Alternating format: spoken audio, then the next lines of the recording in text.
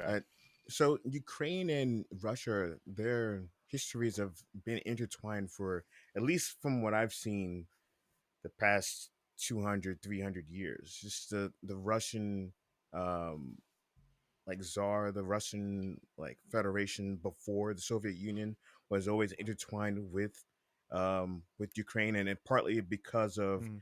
um their there's this place called Sevastopol in Crimea. This Crimea is like the centerpiece of the Russian like empire.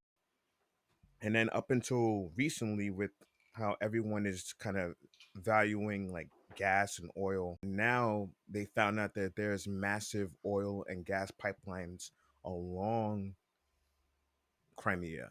So it's a it's partly history, partly strategic, partly money to try to gain influence over that region.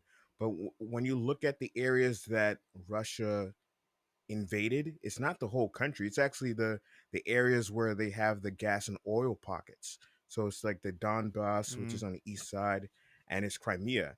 If Putin and Russia really cared about taking over a country which they have very common traits with, and a lot of Russians have actually kind of settled into eastern Ukraine and parts of west and not western northern Ukraine, they would probably try to take over more of the country, but they really only taken over Donbass and Crimea, and I think it's mainly because of gas and oil.